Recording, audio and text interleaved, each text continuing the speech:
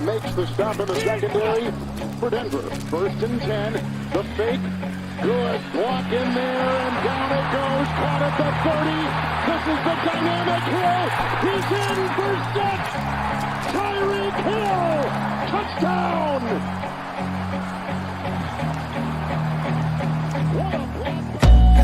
Into your hands a plan, your own hands can land your own brand. And damn, I feel like no one takes accountability. They want the credibility, convincingly unwilling to put in the hours it takes to get some power. Don't be f***ing sour, take a cold shower, scream until you're louder, work until you're prouder, and f*** all the doubters, they're just your downers. I swear to God they all let me down. I always fought just to wear the crown. I'm off, it's these fucking clowns who were all taught they deserve it now. It's only worth it if you work for it.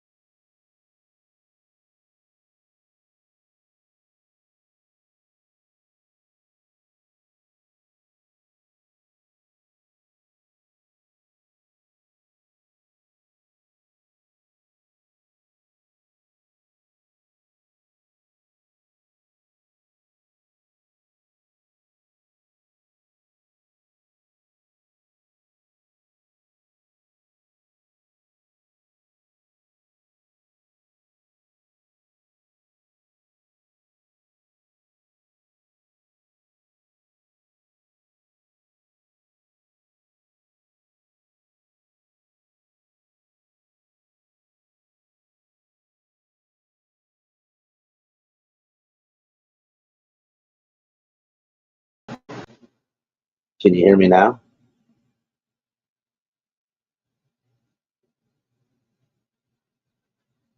Can you guys hear me now? Damn. Damn, can you hear me? Yes. All right, cool. Whoa. All right, let's try that again.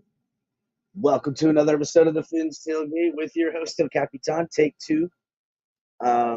Today, impromptu, got off work early. Capitan Miami Dolphins update episode coming at you. Shout out to all the guys in chat, everybody that I just named off. I'll name them again. B McD, B Hana, Chef Jew, Cap for Life, Ryan AP, Aquavision, Joe Riss, IMAX, Daniel, everybody, Shake, what's good? Yeah, hit the like button, everybody. So Shake, are you going on later today, Shake? Just wanted to make sure. I was just trying to check. Let me see.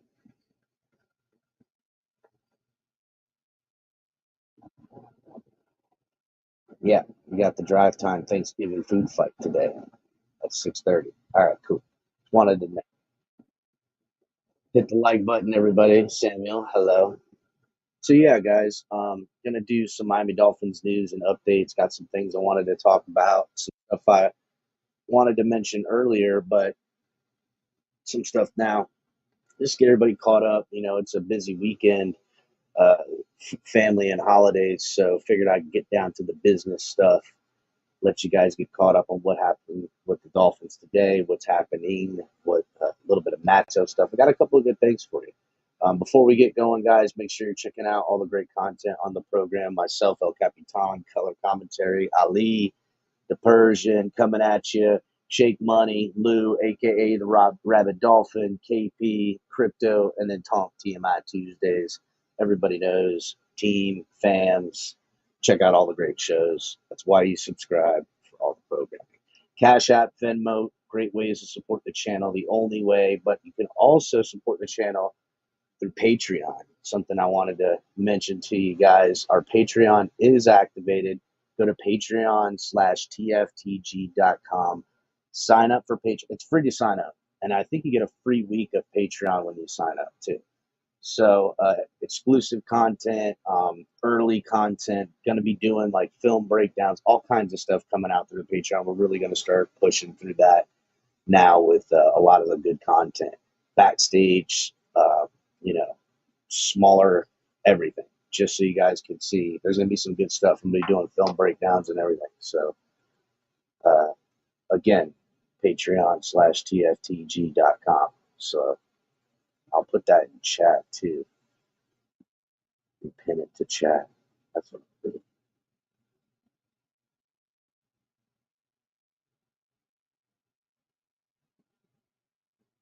Son of a bitch.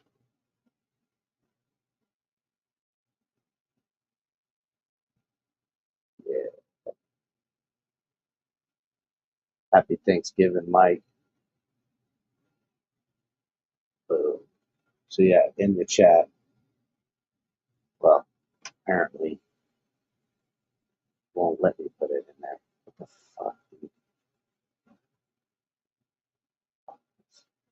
There you go. Type it in, fools.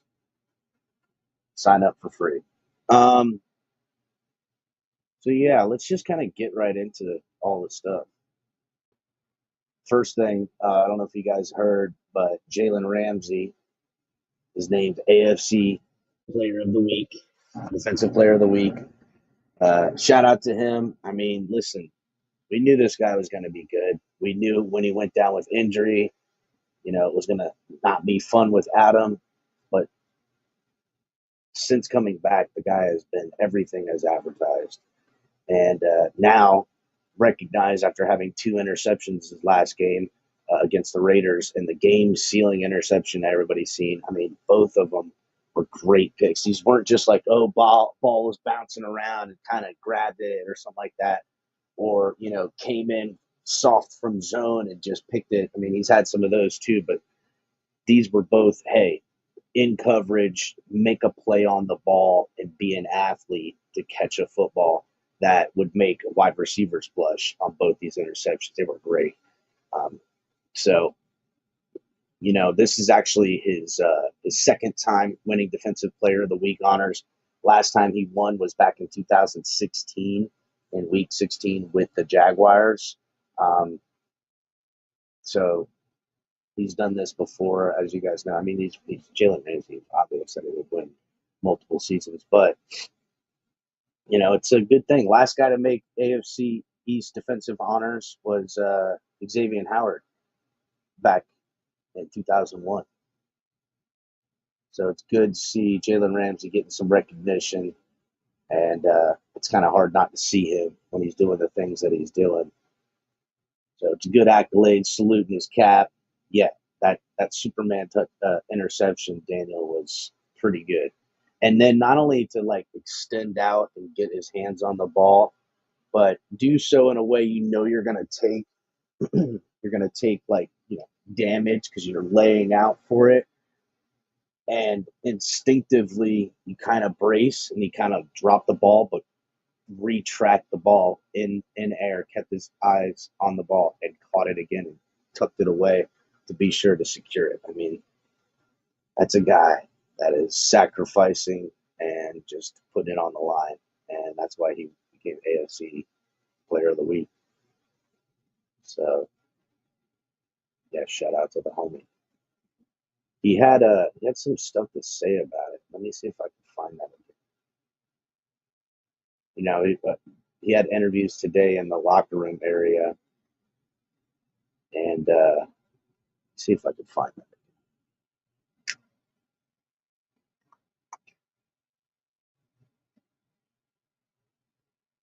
See if I can get the audio for it.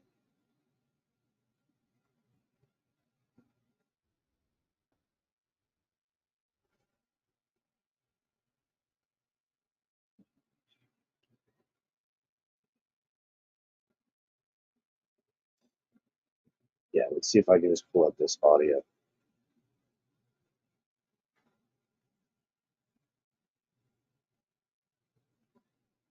Thank you for whoever's putting that in chat. I don't know if that's color or HB. I think it's HB putting that in chat. The Patreon link, guys. Sign up is free, like I said.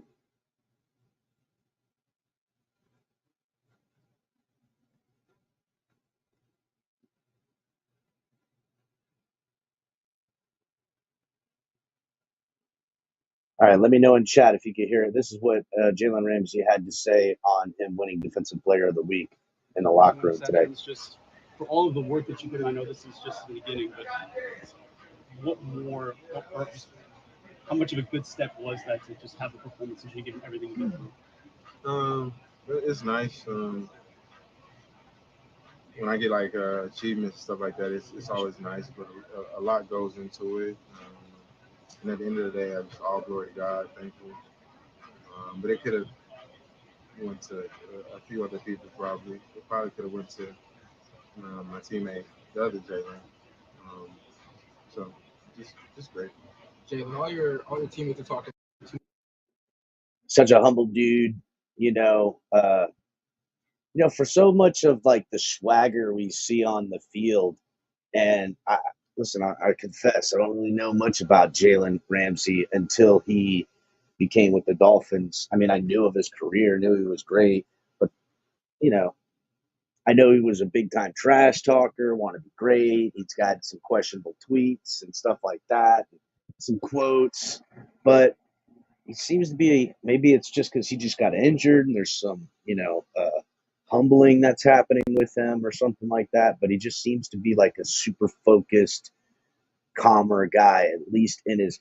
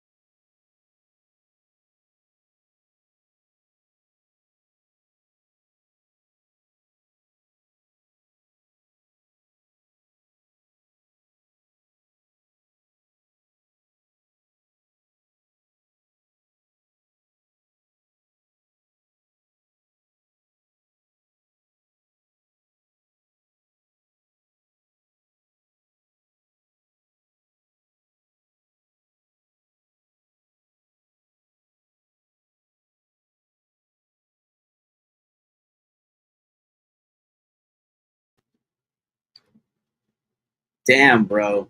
I'm telling you, something's been going on. Something's been going on with this computer, with YouTube on my end. I don't know. Something's going on.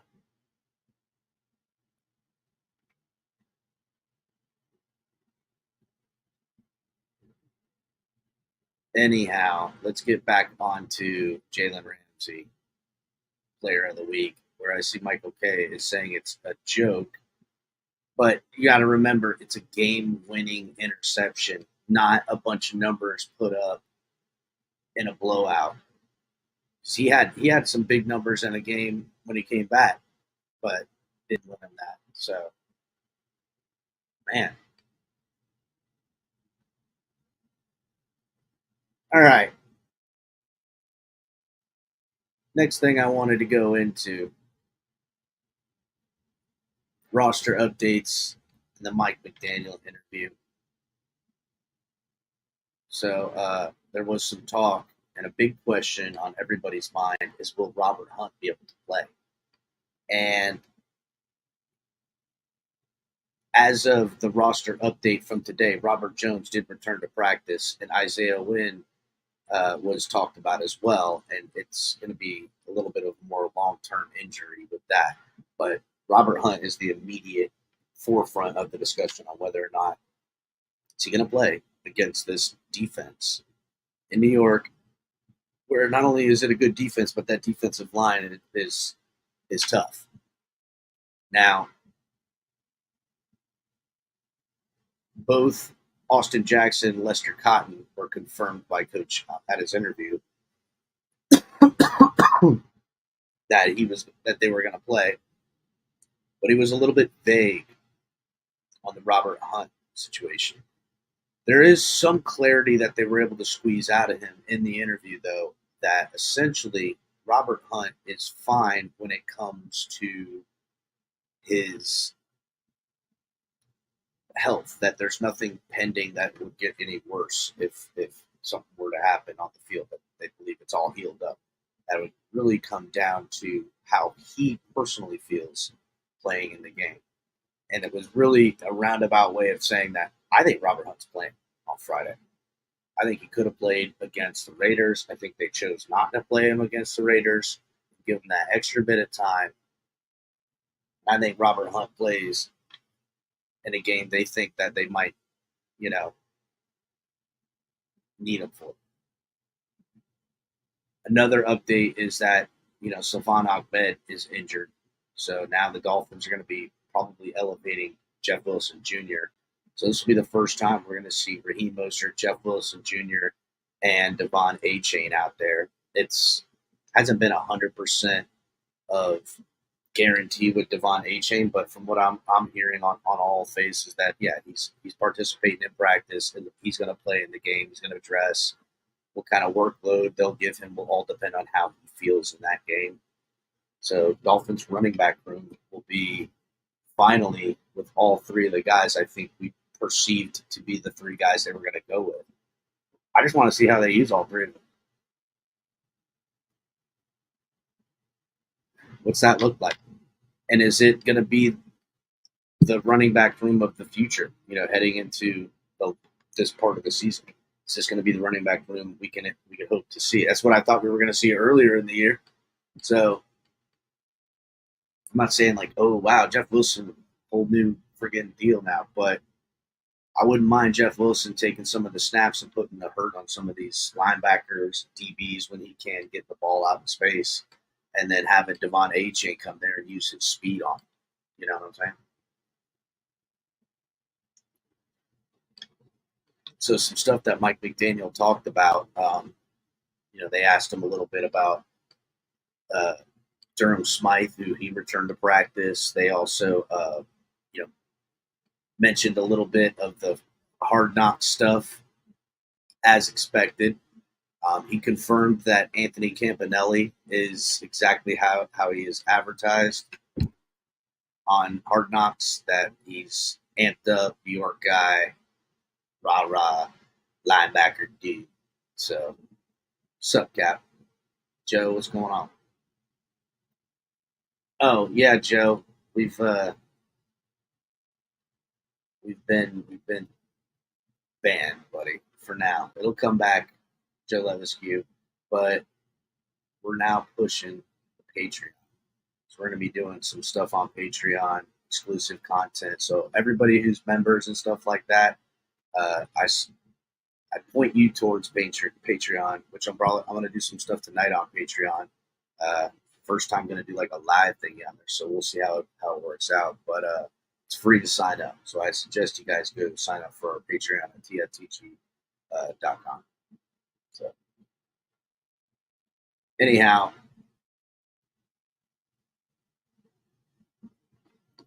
he was talking about Hard Knocks, which I loved it, man. I thought it was great. I thought it was a good show. I thought it was very well done. I liked how they ended it. They used, it has a story, a tale. So, but seeing the stuff behind the scenes with the players and the guys in the locker room is pretty cool. I digged it a lot. So I'll be watching all year. Maybe we'll host watch parties. We'll have to go to patreon.com to see what kind of stuff we got planned in the future. Can't talk about everything everywhere all the time, but all the big stuff is going to be happening on there. So I think you guys should really check out patreon.com. So let's see. Yeah, there was some good stuff on that show. Another quick update, guys. I don't know if you guys heard this or not, but as of today, now this might change come game time, but Tua Tagovailoa does not have the cornrows in his hair right now. He has taken out the cornrows. He's got the poof going on, and I kind of think, is Tua Tagovailoa superstitious? Dolphins won that game, but Tua, as you guys seen, if you did watch the Hard Knocks or watched any of the stuff, he was saying, man, I got to do better, guys. I got to be better. He knew that he didn't have his best day. It wasn't his worst day by far, but being better and converting on third down. The Dolphins yesterday were terrible converting on short distance and third down, or they going for it on fourth down and not getting it then. I hated that play. So when you think about all that stuff, there was shortcomings in the offense. Tua had okay numbers, and it wasn't all his fault. But is he superstitious? Did he go, man, cornrows didn't work for me. I'm taking them out. Taking them out. And if he comes out and balls out without cornrows, maybe he can't wear them. I don't know. Or is he going to change it up and do different type of cornrows, do a different pattern or something, and have that for game day? Because, them being out doesn't mean they're not going to be put back in come go time. But I'm sure when we watch Hard Knocks next week, we'll see the whole tale of it, too. That's going to be funny. That's what's going to be cool about it.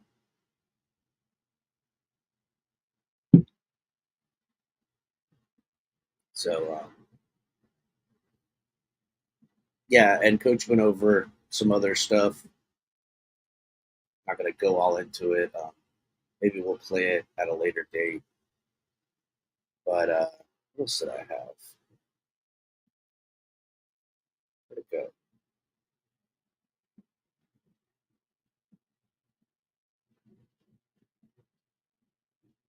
Oh, I got it right here. So a little bit on the matchup this weekend. Well, actually Friday, Black Friday, first Black Friday game. It's going to be awesome. I can't wait for this matchup against the Jets look reeling. There is a couple ways you could look at this matchup with the Jets. You could say to yourself, hey, going to their house, short week, defensive-minded team, running game team, backup quarterback we don't have a lot of film on. Backup quarterback, we don't really know who he is, don't have film on him, stuff like that. Guy sucks. It's boiled. All kind of things like that. But there is something to say about if you're not minding your P's and Q's, you can turn around and it's late in the third quarter and you're wondering what's going on. You gotta be ready for it. It is a division game. Dolphins should handily whip that ass. They should whip that ass and have a long week and enjoy themselves. But you slip up, you could be trying to grind out a win, just like we saw at home at Hard Rock against the, you know, you got to come out hotter than that. But I want to go into some of the numbers of the teams as they're currently ranked right now on offense and defense going into this game. So we'll start with the Miami Dolphins offense, averaging 30.5 points a game. Now, that ranks them first in the NFL, but I want to kind of talk about that a little bit because Dolphins over the past 4 games have averaged, I want to say, God, what's it? Let me find. It's like 20. Give me 2 seconds. I'll tell you exactly what it is. I had it written down. Hold on a second. Somebody keeps going.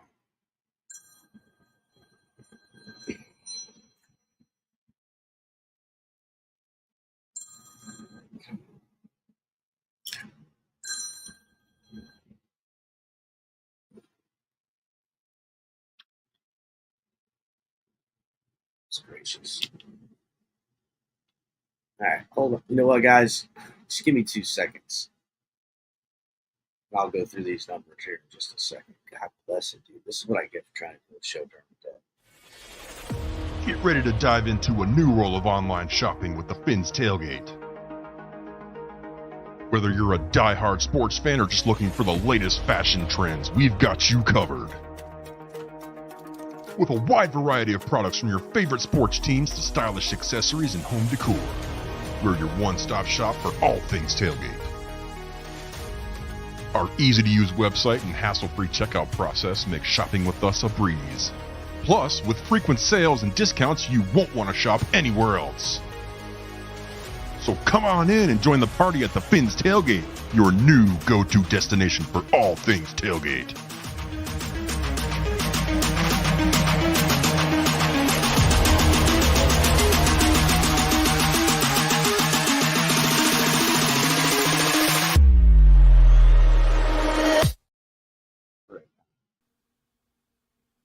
New seasons, new gear. Show the world what it means to be a fan in 100% authentic gear. Fanatics. Officially licensed everything.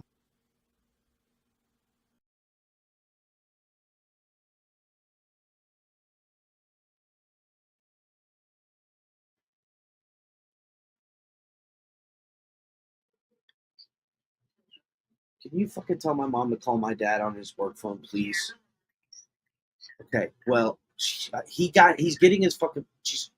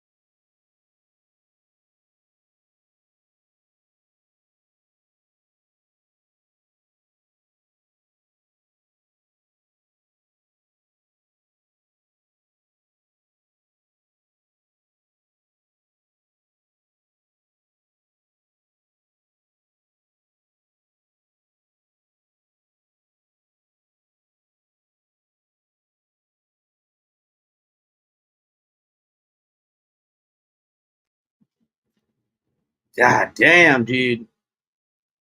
Yeah, I won't be doing many midday fucking things. Apparently nothing can work if I'm not around at 3 or 4. Fucking A. What is going on, everybody in fucking chat? All right, I'm going to get through this shit in minutes now because I'm fucking over all this. All right, so Dolphins offense ranked number 1, 30.5 points per game, but it's a little bit skewed of numbers, as I think we all can agree. They're only averaging, just over 20 points per game these last 4 games. So they need to do better. But the defense is picking up, so at least we got that. Now, the Miami Dolphins offense passing yards per game, they're averaging 291 passing yards per game. That's good enough for number 1 in the NFL. Again, rushing yards per game, they're averaging 143 rushing yards per game. That's good for number 2 in the NFL. Total yards per game, 434. Again, good for first in the NFL when you're ranking the Miami Dolphins offense.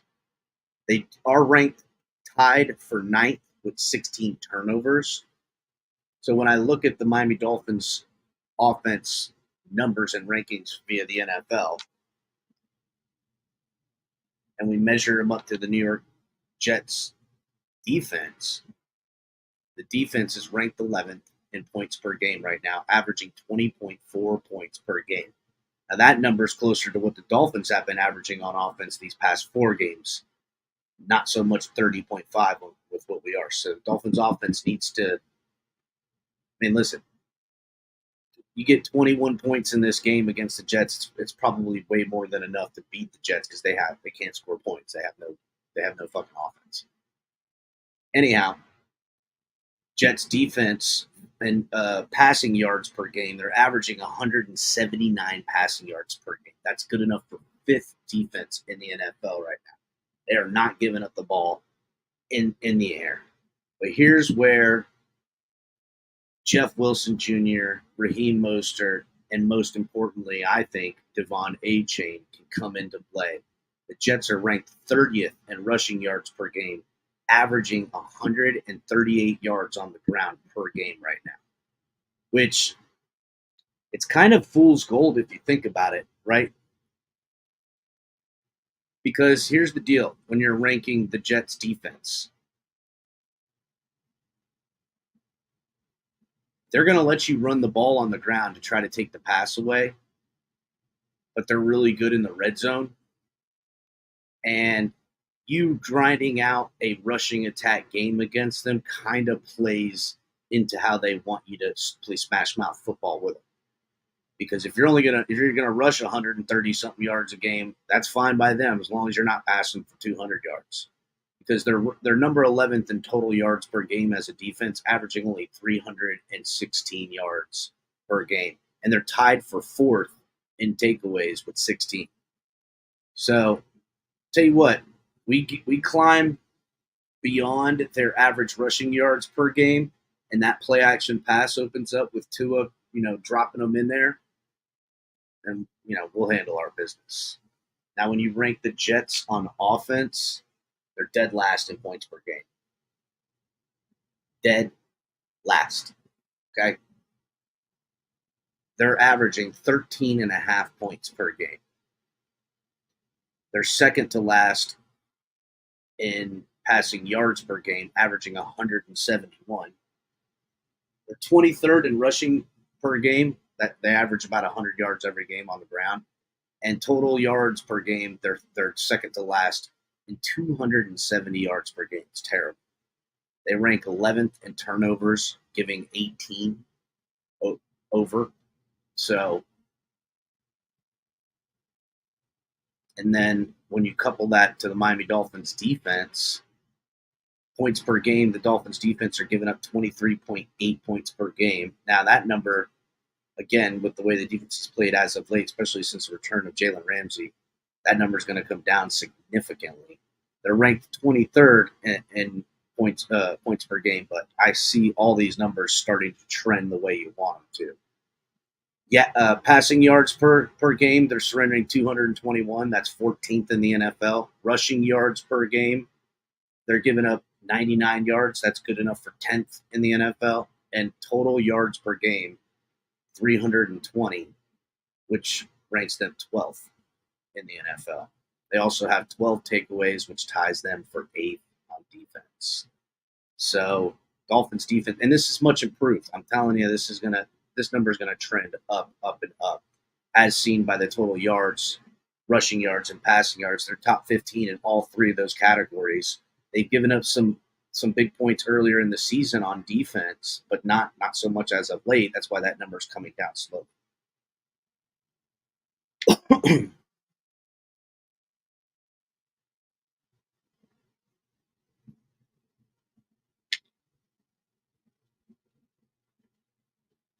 So another thing I wanted to get into, where's that?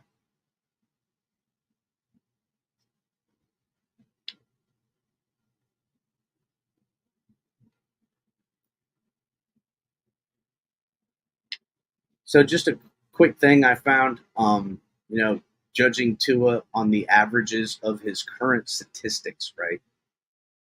We're going to get into where his projections kind of put him be. But before we do that, I want to make sure everybody's hitting the like button. And I want to get on a subject that I wanted to talk about the other day. I just couldn't get time to get on, right? And it's this question. Is Tua Tagovailoa a second-tier quarterback? Now, you guys see these graphics, these tier graphics, they come up and everybody's like, hey, here's your top end, players. Then you got the next tier, and then you got the guys that are kind of on the bubble. Maybe they're coming up, maybe they're going down, and then there's trash on the bottom, right? Simple. Humans for all time are building pyramids to everything, to everywhere, and this is no different when you're ranking quarterbacks. And is Tua a first tier or is he a second tier? I mean, I could think of some first tier quarterbacks. I mean, obviously, you would say Patrick Mahomes. Personal preference, I would say Lamar Jackson, especially as of late. But then again, he would be a guy that if they put him in the second tier, I wouldn't poo-poo that either because it's not Patrick Mahomes. Then who else would we put on that top tier? Are you putting Jalen Hurts on there? The reason I bring this up about Tua, a second tier quarterback, is because Ryan Fitzpatrick was talking about this the other day. I found this article here from the Miami Herald written by Barry Jackson. I'm just going to zoom through it real quick. Essentially, former Miami Dolphins quarterback Ryan Fitzpatrick has displayed candor as an Amazon NFL studio analyst. And in a Zoom interview with a handful of reporters, he was asked about Tua Tagovailoa's growth and asked if it would surprise him if the Dolphins make the Super Bowl. And this is kind of what he said in answer of that. Because I would be surprised to see a Super Bowl, Miami in the Super Bowl. If the AFC is such a gauntlet. There are so many teams with Joe Burrow out because of a wrist. That changes the landscape a little bit. But between Kansas City and Baltimore, I don't see them as a top two favorite. So I would be surprised if the Dolphins made it to the Super Bowl. Essentially saying that, are the Dolphins better of a team with Tua Tagovailoa at the helm than Kansas City, than Baltimore? He doesn't see him as one of those other tier guys. And then he has this to say. He goes, I think you have the tier Mahomes. I think you throw Burrow in that top tier, Josh Allen. This year, even looking at Lamar Jackson with a nice resurgence. Obviously, Jalen Hurts. It's hard to do these lists because it's always inevitable you leave one or two of them out. Tua, this year, for me, just with his consistency and how he's played, has elevated himself to that second tier where he's not there yet with some of those guys. That's going to come with a playoff win and other things. He's been great all year, been really consistent. The biggest and best things for him is his ability to stay healthy this year, to avoid a lot of those big hits and dangerous hits. That's been really fun to see. So he's basically saying that's the best thing he's done, has been able to avoid hits. So essentially, when asked about the Dolphins being a team that could potentially get to the Super Bowl, Ryan Fitzpatrick alludes to they're a great team, but when I think of Mahomes and Josh Allen and Lamar Jackson and Jalen Hurts, with those teams, it's Tua Tagovailoa that's the second tier that's not making them better than those teams. That's what he just said. That's what I heard. So, something I just wanted to point out. And with pointing that out, I'm going to mosey on into my second thing. What is Tua on pace for? Because he's saying he's much improved. He's saying that, good and yada, yada, yada, right? What is Tua on pace for? So as of this moment, Tua, with week 11 that he just had 325 yards, he was 28 of 39, got 2 touchdowns and 1 interception. Whatever. His quarterback rating was not very good in that game, not going to lie. Anyhow, Tua Tagovailoa is on pace to hit 4,988 yards,